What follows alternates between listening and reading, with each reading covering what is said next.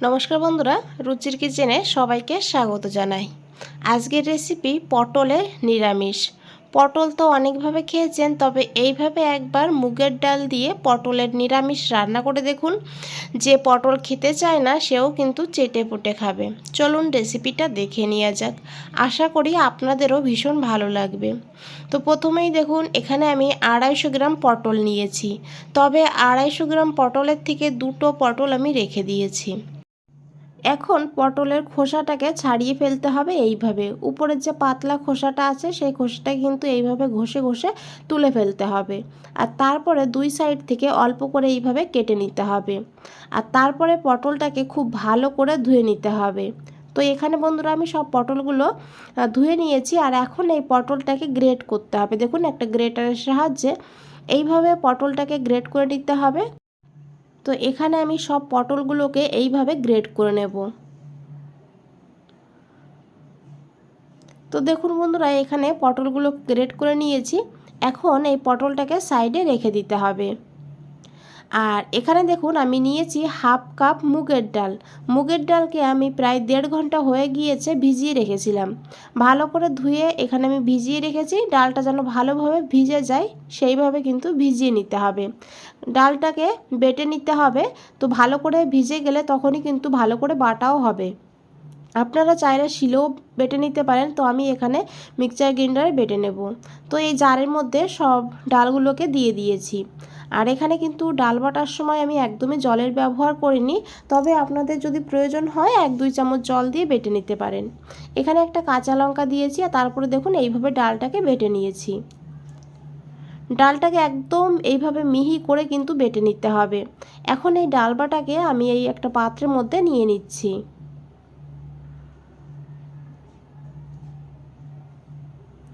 আর এখানে দেখুন বন্ধুরা, আমি 1 চামচ মতন ডাল এই জারের মধ্যে রেখে দিয়েছি। আর এখন এই ডালটাকে খুব ভালো করে এইভাবে একটু মিশিয়ে নেব। কারণ দেখুন, খুব ভালো করে যেহেতু ডালটা বাটা হয়েছে, তো ডালটা কিন্তু অনেকটাই এখানে হালকা হয়ে গিয়েছে। তাই এইভাবে একটু চামচ দিয়ে ভালো করে মিশিয়ে নিলেই কিন্তু আরও বেশি এটা হালকা হবে। তো দেখুন, খুব ভালো করে মিশিয়ে নিয়েছি। তারপরে দিয়েছি পরিমাণ মতন লবণ, অল্প দিয়েছি হলুদের গুঁড়ো, 1/4 চামচ দিয়েছি জিরের গুঁড়ো, আর অল্প করে একটু গরম মশলার গুঁড়ো। যেহেতু সম্পূর্ণ নিরামিষ তাই এই মশলাগুলো অবশ্যই দেবেন। দিয়েছি একটুখানি চিনি, চিনিটাও অবশ্যই এখানে দেবেন। আর তারপরে খুব ভালো করে মিশিয়ে নেব। দেখুন এইভাবে খুব ভালো করে মিশিয়ে নিতে হবে। আর এখন এখানে দিয়ে দিতে হবে এই গ্রেট করে রাখা পটল।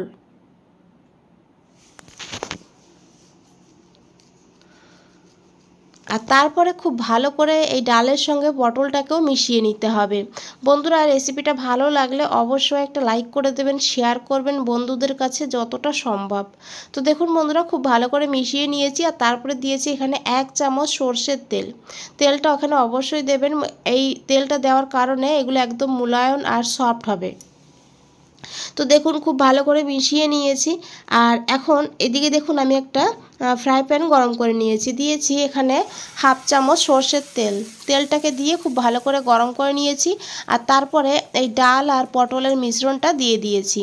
আর এখন চামচের সাহায্যে এইভাবে একটু প্লেন করে নিতে হবে উপরটা।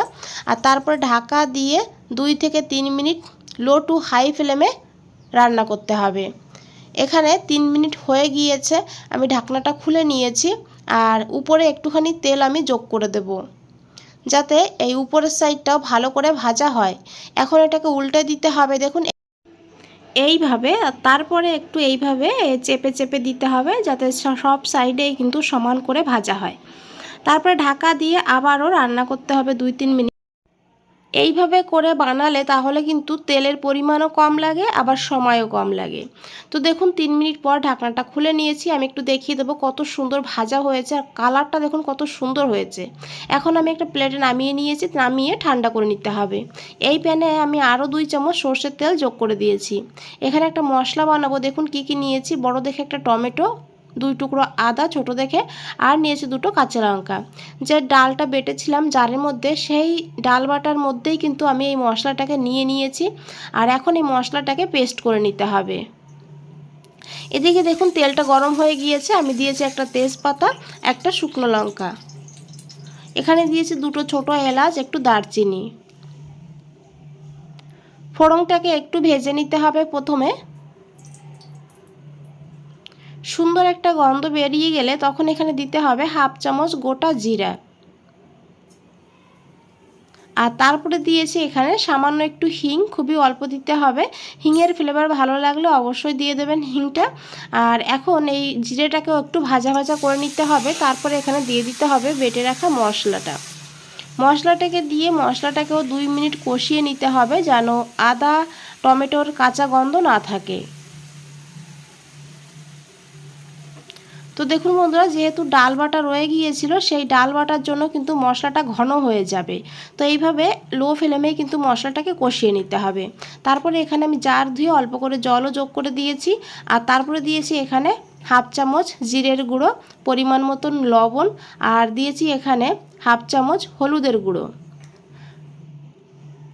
আর দিয়েছি এখানে হাফ চামচের একটু কম কাশ্মীরি লঙ্কার গুঁড়ো, সুন্দর একটা কালারের জন্য। এতে কিন্তু ঝাল হবে না, কালারটা সুন্দর হবে। আপনারা দিতে না চাইলে না দিলেও কিন্তু হবে। এখন খুব ভালো করে মিশিয়ে নিয়েছি দেখুন। আর লো ফ্লেমে কিন্তু মশলাটাকে ভালো করে কষিয়ে নিতে হবে। দেখুন বন্ধুরা, আশা করি দেখে বুঝতেই পেরেছেন মশলার থেকে কিন্তু একদম তেল আলাদা হয়ে গিয়েছে। এইভাবে ভালো করে কিন্তু মশলাটাকে কষিয়ে নেবেন, তবেই দেখবেন এই রান্নার স্বাদটা দ্বিগুণ হয়ে যাবে। তো দেখুন খুব ভালো করে মশলাটাকে কষিয়ে নেওয়ার পর আমি গ্যাসের ফ্লেমটা একদম লোতে রেখেছি। তারপরে দিয়েছি এখানে টক দই, 2 চামচ ফ্যাটানো টক দই দিয়েছি হাফ চামচ চিনি। চিনিটা অবশ্যই দেবেন টেস্টটাকে ব্যালেন্স করার জন্য। এখন খুব ভালো করে মিশিয়ে নেব।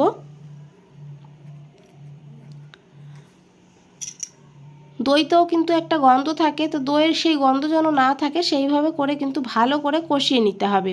তো এখন আমি ঢাকা দিয়ে আরও প্রায় 1 থেকে 1.5 মিনিট লো ফ্লেমে রেখে দেব। 1.5 মিনিট হয়ে গিয়েছে, ঢাকনাটা খুলে নিয়েছি। আর এখন একবার খুব ভালো করে মিশিয়ে নেব। দেখুন কত সুন্দর হয়েছে দেখতে মশলাটা। মশলাটা যত ভালো করে কষাবেন এই রান্নার স্বাদটা ততই ভালো হবে।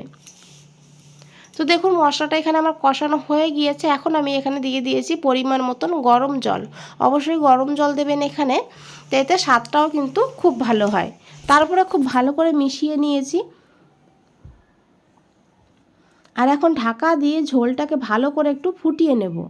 এদিকে দেখুন যে ধোকাগুলো আমরা বানিয়ে রেখেছিলাম, এই ধোকাগুলো কিন্তু ঠান্ডা হয়ে গিয়েছে। আর দেখুন কালারটাও কত সুন্দর হয়েছে। আর এখন এগুলোকে কেটে নিতে হবে। এইভাবে পিস পিস করে আমি কেটে নেব। তো আপনারা আপনাদের মনের মতন শেপে কিন্তু এখানে কেটে নিতে পারেন। বন্ধুরা, রেসিপিটা ভালো লাগলে অবশ্যই একটা লাইক করে দেবেন, আর চ্যানেলটাকে সাবস্ক্রাইব করে পাশে থাকবেন। তো দেখুন আমি এখানে কেটে নিয়েছি, আর দেখতে কত সুন্দর হয়েছে দেখুন, নরম স্পঞ্জি হয়েছে। এগুলো বন্ধুরা আপনারা এমনিতেও কিন্তু খেতে পারেন। এদিকে দেখুন বন্ধুরা, প্রায় আমি 2-3 মিনিট ঢাকা দিয়ে রেখেছিলাম।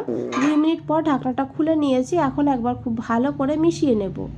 আর ঝোলটা এইভাবেই রাখবেন, এটা কিন্তু যখন ঠান্ডা হবে আর একটু টেনে যাবে।